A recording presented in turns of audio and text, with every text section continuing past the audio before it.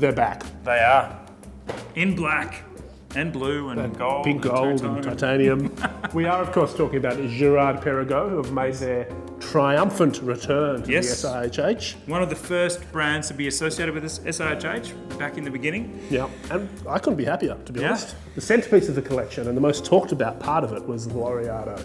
37 odd watches, just boom, dropped right in the middle of the Alexpo. And when you walked into the GP booth, you walked past this enormous clou de Paris wall, which again said this is what is the heart and soul of things.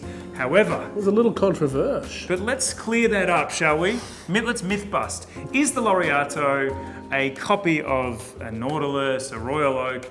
No, it's from the same era. Felix, what was the first year? 1975. Correct. Thank you. Right in the heartland of that Genta sort of explosion of designs, but it was quite different. It was a quartz watch back in the day. Yep, but it still had, I mean, even back then, it still had that octagonal bezel that, you know, half a dozen other, watches from the 70s had. Genta wasn't involved in the design. No. There were other watch designers. It had that integrated bracelet. It had that sort of that hobnail pattern on the dial, and it's been in their catalogue on and off ever since. Had an evolution in the 80s, then again in the 90s, and we saw it, rebrand in the thousands, the early noughties.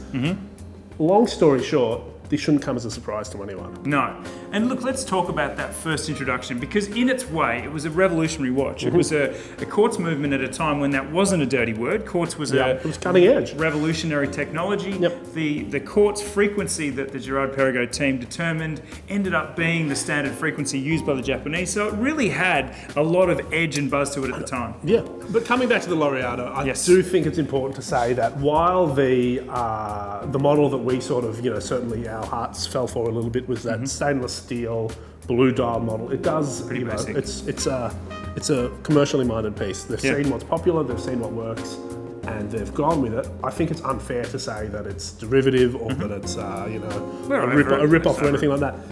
And if we're honest, it's $16,000. In-house GP movement, great construction, great name, history. Perfect finishing. Yeah. There is one more thing to say about the collection. Okay. Two-tone is back. Oh, and titanium. Titanium and rose gold two-tone. Wow. Knocked it out of the park. It was really something. My birthday is in September, Andrew. Okay, I will probably forget that. Great.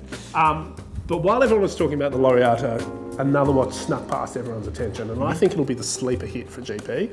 I am talking about the 1966 case WW.TC.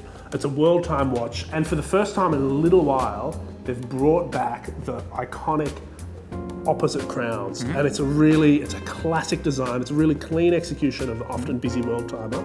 And there's not a lot to dislike about it. No, they don't just do classical old school designs. There's some pretty cutting edge architectural stuff with their Neo Bridges tourbillon and their use of black dark sexy materials. And they've done it again this year with what seems to be another tourbillon, but it's not. What's the one? It's the Neo Bridges, which depending on how you look at it, is like a frowning face or maybe a smiling face. He looks a little glum. He's probably angry at all the attention the Laureato's been getting. But it's a really cool watch, and it looks that sort of cutting edge, very avant-garde design, but it's actually quite clever. It's an escarpment, with twin barrels up top, and it's great. And I think it's a really good way to get into some sort of modern watch design. So we've had a real diverse year from GP, which means we're going to have a fun 12 months unpacking it all. Yeah, it's going to be fun.